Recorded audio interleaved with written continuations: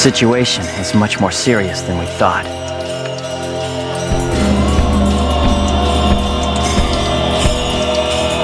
Let us summarize for a moment. Ever since the Ida phenomenon occurred while searching for Atali, no one has been able to log out of the game.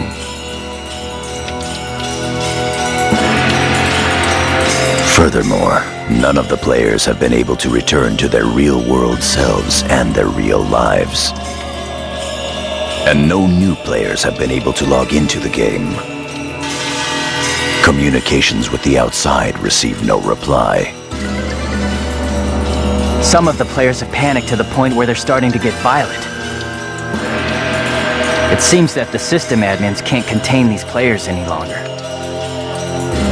Yes, the system admins themselves are just as confused. Right now, their real selves are... At this point, we're no different than the lost ones. It is quite obvious that the reason for this abnormality is Ida. If we ever want to return to the real world again, it is imperative that we investigate Ida as quickly as possible. And one more thing. Let me tell you something important. Something important? Now that her epitaph has been stolen, Atali's PC data is starting to degenerate. Degenerate? What is he talking about? I'm sorry. But why didn't you tell us?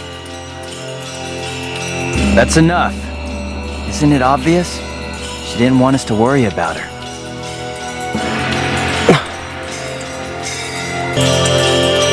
Yada, in this world our minds aren't residing in our bodies, but in our player characters, right?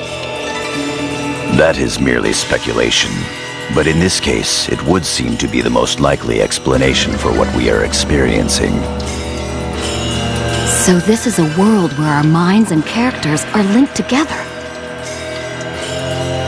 So, what will happen if Atali's character data is lost while she's in this world?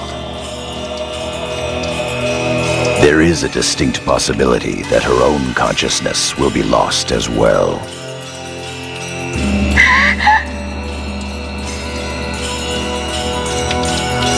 What? You've got to be kidding me! What should we do? How can we cure her of this? Is your head just for decoration?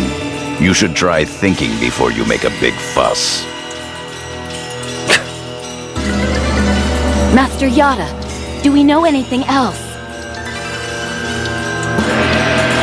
This too is only a guess. But it seems that this place is not really the world as we thought. It is a false world that Ida has created by copying the data off of CC Corp's servers. I believe that the world we are currently inside of is such a place. So then, this is some kind of a mirror server. That's one way to put it. Atali, at one time you had the power to distinguish Ida's sound from all others. Ida's sound? Come to think of it, didn't you say something like that when we found Indiglut Lu? Well... If you mean hearing strange sounds and seeing bug-like things, I've had that happen a number of times. Have you heard that sound after being placed in your present condition? No, I haven't. I thought so. It all makes sense. It would seem that the data Ida stole from her is... You don't mean the young girl's Morgana factor? Morgana factor? What's that? Master Yada. It's all right to tell him all about it now. The Morgana factor is the specialized data that makes Epitaph users unique. Epitaph users are special characters created by CC Corp for use during certain projects. Thus, Epitaph user PCs have data inside them that is not found inside regular PCs. That's the Morgana factor, usually called epitaphs. So the reason that we can use avatars is because we have that Morgana factor? I mean epitaphs? That's right. Hence, epitaph users. CC Corp wants to mass-produce Epitaph users.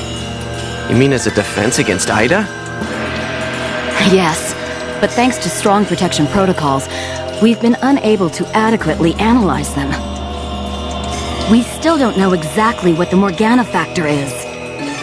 Thanks to that, not only can't we mass produce, we can't even make a copy of it. So why not just bring the creator in on it? He should be able to take care of that without a problem.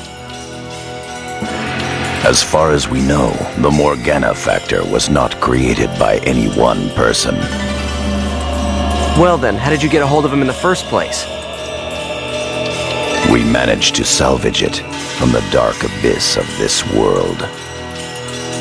The abyss of this world? Each of the Morgana factors has its own name and identity.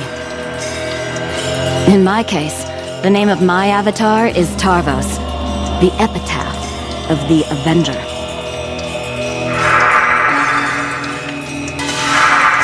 My avatar's name is Magus, the epitaph of the propagation. As for Aseo, his avatar goes by the name of Skaith. He is the epitaph of the Terror of Death. The Terror of Death.